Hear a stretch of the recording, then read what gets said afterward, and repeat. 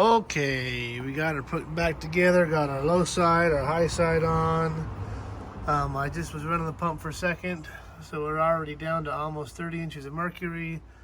I was suspicious that I had a leak, so I actually did a pressure test overnight, which was probably a bad idea because now it's probably filling my accumulator air dryer full of moisture, but hey, that's what I did. And it did hold pressure overnight, so I'm pretty confident. It actually held pressure for a day and a half, so I'm confident that we're good on that. I just drained the air off, and now we're going to continue vacuuming it down. I am going to run this pump. I'm going to let that run for about an hour, and just pull off any moisture that's in there, since there's a high probability that I introduced a bunch of moisture in there by changing the parts, but also by pressure testing it with the air compressor. So, but it did maintain 125 psi overnight, so that's good enough for me. So we're gonna vacuum it down. I have another hose that I ordered. It should be here today, because it's a lot easier to recharge these with two hoses, because I'll vacuum it down, but then I'll have to introduce the Freon into the system, or the 134A refrigerant, not Freon, into the system. So I'll do that a little later this afternoon. But I'm gonna let this sit there and run while I go get lunch. Okay, we are going to get this puppy charged up. I had to go grab a different gauge set because the one I had, I found an issue with it. So I just vacuumed down the gauge set, and it's down to just about 30. What we're going to do here is we're going to throw some oil in there. I ordered some valves, shutoff valves. They didn't get here yet, so I'm using a good old bar clamp to close off that line when I'm not using it.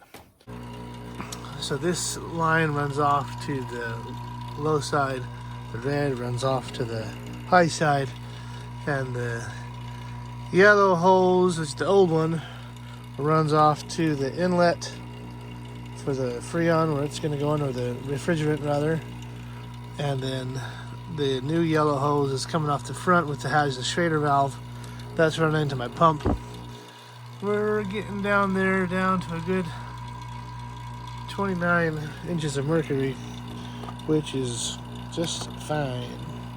So before we get started, what we're going to do is we're going to take this hose off of the gauge set, and it has the Schrader valve. I'll turn this a little closer. It has the Schrader valve here, so you take this off, and the Schrader valve closes the system so that it doesn't let any fluid out. Okay, I've already put one can of oil in there. I need to put the other in there, but I wanted to show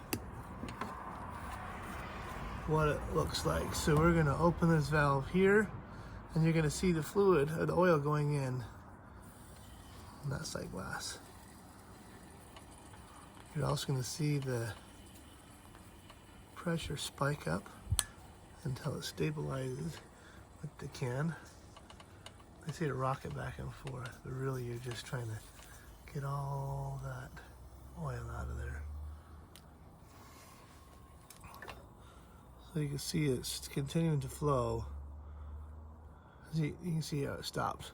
In the side glass you can see it usually just looks a little clear. Now we're going to, this is actually closing the valve because we're opening it. So it's pulling the pin down. And then I'm going to put the clamp on here because I don't have the valve before I remove this, because otherwise I'll lose the vacuum. I will lose, if you have a valve, you just want to close the valve. I'm using, again, this big clamp.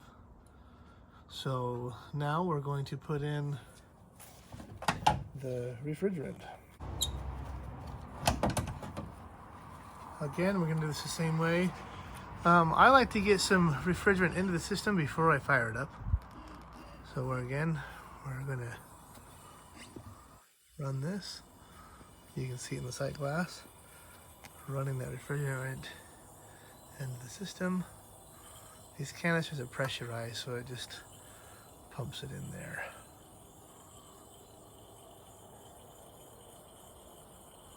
Wait until it's all in.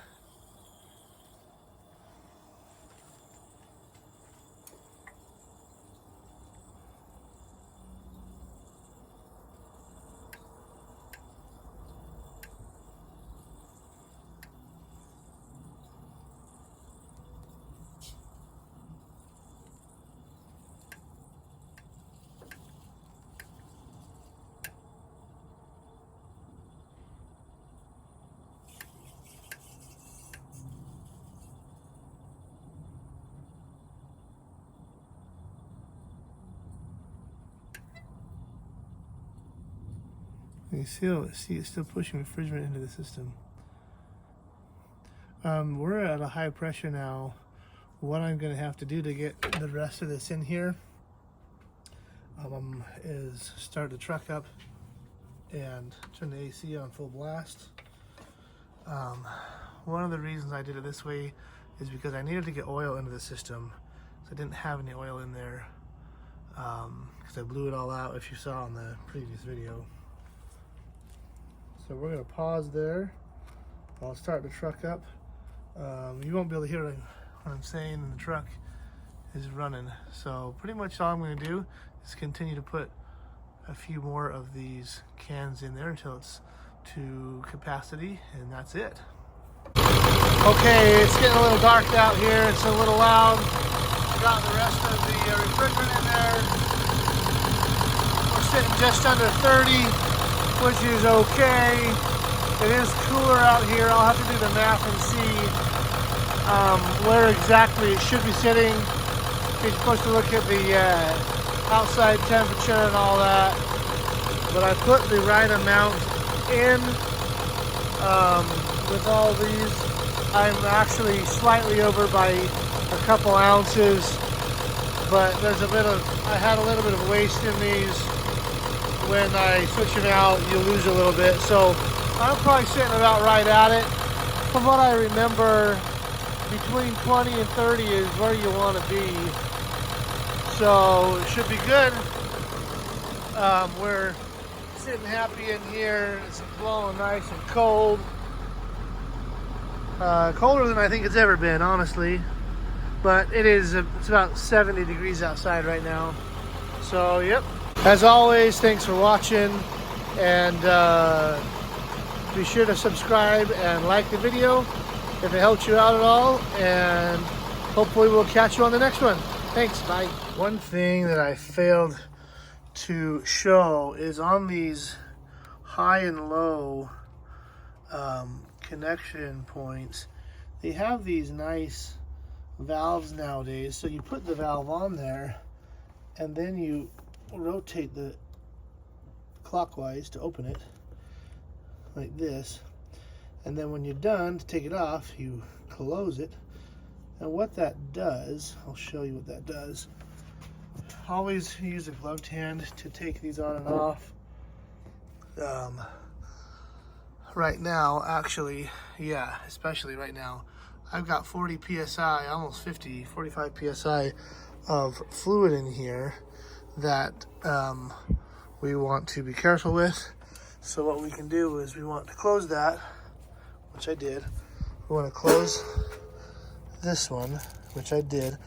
So what we're going to do is we're now going to thread this on there, and that will put that fluid, you can hear that, it's bleeding that Freon off into this oil filter, which is a better way to release it, because then that oil filters any of that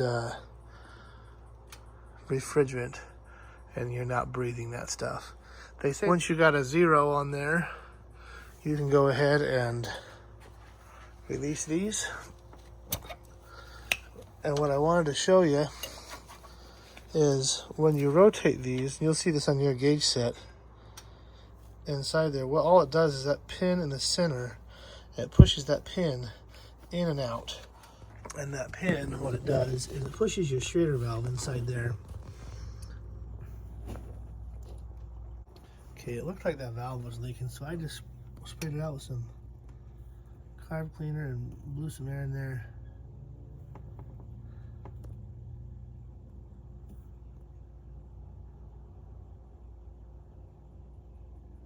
It is leaking. Lovely.